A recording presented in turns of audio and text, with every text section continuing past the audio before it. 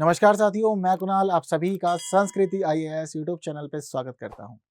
UPSC express के इस episode में हम लोग बात करने वाले हैं बंगाल की खाड़ी की नदियों की, यानी कि वे नदियां जो बंगाल की खाड़ी में जाकर अपना जल पूरी तरह से प्रवाहित कर देती हैं। वे नदियां कौन कौन सी हैं?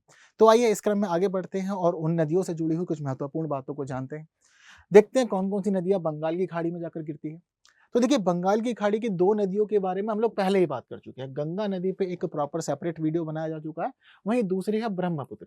तो ब्रह्मपुत्र के ऊपर भी हम लोग पहले ही विस्तृत चर्चा कर चुके हैं और चीजों को अच्छे से जान चुके हैं। तो दो नदियां हम लोगों ने जान ली है। बाकी जो और नदियां हैं आज की वीडियो में उनको हम लोग एक साथ अच्छे समझते हैं। सबसे पहले बात करते हैं हम लोग महानदी की। महानदी का जो उद्गम है यह छत्तीसगढ़ के रायपुर जिले में सिहावा पर्वत श्रेणी के अंदर देखा जाता है। इस नदी की खास बात यह है कि यह शिवनाथ नदी से मिलने के बाद पूर्व की ओर मुड़ती है और ओडिशा राज्य में प्रवेश करती है। साथ साथ दक्षिण पूर्व की ओर बहती हुई यह कटक के निकट डेल्टा का निर्माण करते हुए बंगाल की खाड़ी में विलीन हो जाती है। तो कुछ खास विशेषता हमने देखी। अब इस दौरान ये नदी जो है यह कई राज्यों से गुजरती है। तो जिन जिन राज्यों से गुजरती है कहा जाता है कि उन उन राज्यों में इसका बेसिन बन जाता है। जैसे कि महानदी का बेसिन अगर हम देखें तो हमें मिलता है छत्तीसगढ़ राज्य में, ओडिशा में, झारखंड में, महाराष्ट्र में और मध्य प्रदेश में। भारत के इन 5 राज्यों में हमें महानदी का बेसिन देखने को मिल जाता है। वहीं यह नदी ओडिशा की सबसे लंबी नदी भी है। इसकी कुछ सहायक नदियां हैं। बाएं किनारे से अलग जाके जुड़ती हैं, दाएं किनारे से जुड़ने वाली नदियां अलग हैं। तो बाएं किनारे से जो नदियां जुड़ती हैं उनमें नाम शामिल है शिवनाथ, हसदेव, मांड और ईपका। वहीं दाहिने किनारे से जो नदियां जुड़ती हैं उनमें नाम शामिल है ओंग, तेल और जोंग का। तो यह इसकी प्रमुख सहायक नदियां हैं। ठीक, चलिए आगे बढ़ते हुए गोदावरी की बात करते हैं। गोदावरी दक्षिण भारत की प्रमुख नदी है। यह पश्चिमी घाट में त्र्यंबक पहाड़ी, खासतौर पर जो महाराष्ट्र के अंदर है, वहां से निकलती है। यह इसका उद्गम क्षेत्र है। उद्गम क्षेत्र त्र्यंबक पहाड़ी में होने के साथ साथ गोदावरी की एक सबसे खास बात यह है कि यह एक पौराणिक नदी है। रामायण, महाभारत और पुराणों, इन सभी जगह हमें गोदावरी नदी का उल्लेख देखने को मिल जाता है। यह नदी दक्षिण भारत में पश्चिम घाट से लेकर पूर्वी घाट तक प्रवाहित होती है।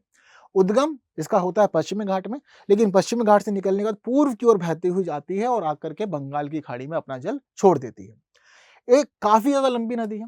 इसकी लंबाई लगभग 1465 किलोमीटर है और इसकी सभी विशेषताओं के कारण इसको दक्षिण गंगा के रूप में भी जाना जाता है।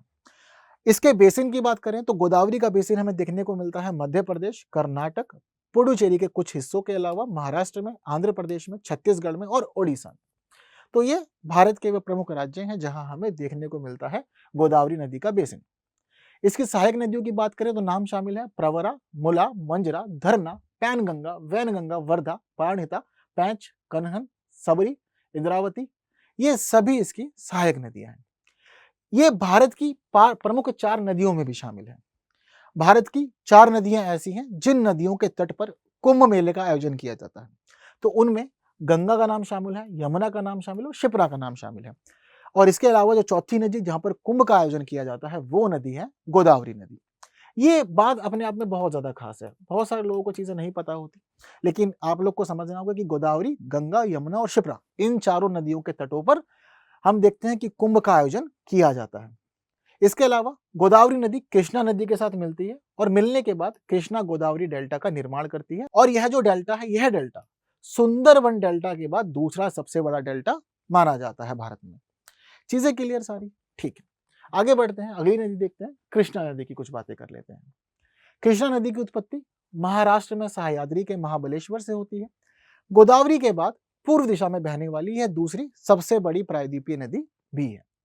इसके साथ ही कृष्णा नदी के लिए हम ये देखते हैं कि यह 4 राज्यों में प्रवाहित होती है, महाराष्ट्र, कर्नाटक, तेलंगाना और आंध्र प्रदेश। इन चारों राज्यों से बहते हुए अंत में बंगाल की खाड़ी में ये आकर के अपना जल विलीन कर देती है। इसके प्रमुख सहायक नदियों में नाम शामिल हैं तुंगभद्रा, मालप्रभा, कोयना, भीमा, घाटप्रभा, वरुणा, दिंडी, मूसी और दूधगंगा। ठीक, आइए आगे बात करते हैं कावेरी नदी की। कावेरी नदी अपने आप में इसलिए खास है क्योंकि इसको दक्षिण भारत की गंगा के नाम से भी जाना जाता है। इस नदी का उद्गम होता है कुर्ग जिले में स्थित ब्रह्मगिरी की पहाड़ियों से। यहां से निकलने के बाद यह नदी 800 किलोमीटर का सफर तय करती है। कर्नाटक और तमिलनाडु राज्यों में बहती हुई यह बंगाल की खाड़ी में अपना जल पूरी तरह से विलीन कर देती है। अगर कावेरी बेसिन की बात करें तो तमिलनाडु, कर्नाटक, केरल, इसके अलावा पुडुचेरी, इन सभी जगह हमें इसका बेसिन 81,000 वर्ग किलोमीटर में फैला हुआ देखने को मिलता है। कावेरी नदी इस मामले में भी खास है कि 3 अलग-अलग जगहों पर ये 2-2 भागों में बँटती है। लेकिन जहाँ-जहाँ ये 2 भागों में बँटती है, वापस से इसका जल आपस में आके मिल जाता है। ये इसकी सबसे खास और अनूठी विशेषता है। 3 जगहों पर 2-2 शाखाओं में बँटने की वजह से इसने भारत में 3 अलग-अलग द्वीपों का निर्माण किया है। इन्हें जाना जाता है आदिरंगम, शिवसमुद्रम और श्रीरंगपट्टनम के नाम से। तो ये तीनों के तीनों द्वीप कावेरी नदी के जल विभाजन की वजह से ही बन करके सामने आते हैं। शिवसमुद्रम कावेरी नदी पर ही एक प्रमुख जलप्रपात है। इसके अलावा इसकी कुछ सहायक नदियां, जैसे कि जो बाएं तट पे आके मिलती हैं, उसमें नाम शामिल है शिमसा, हरंगी, हेमावती, अर्कावती। वहीं दाहिने तट पर जो सहायक नदियां मिलती हैं, उनका नाम शामिल है भवानी, काबिनी, लक्ष्मण तीर्थ और नोइल। तो ये सभी इसके प्रमुख सहायक नदियां जो अलग अलग तटों पर आकर इससे मिलती हैं। आगे बात करते हैं स्वर्ण रेखा नदी की। इसको स्वर्ण रेखा या सुवर्ण रेखा दोनों रूपों में जाना जाता है।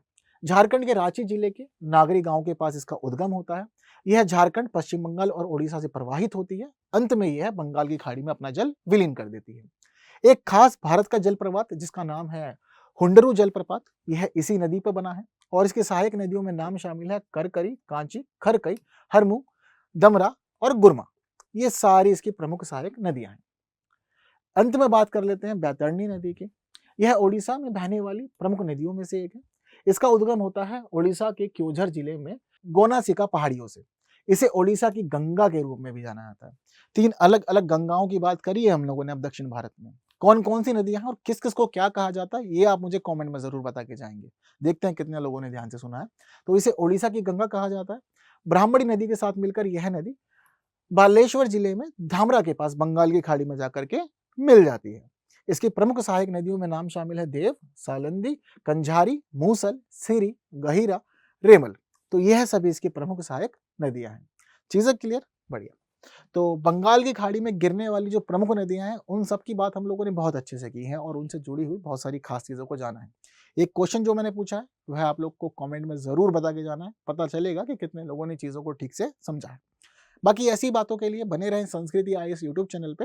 वीडियो पसंद आई तो बाकी साथियों तक शेयर जरूर करनी है। वीडियो को लाइक के बिना नहीं जाना है और ऐसी ही और वीडियोस आप लोग के लिए लाती जाए रहेंगी। तो लेकिन आज के लिए दीजिए मुझे विदा। Thank you so much.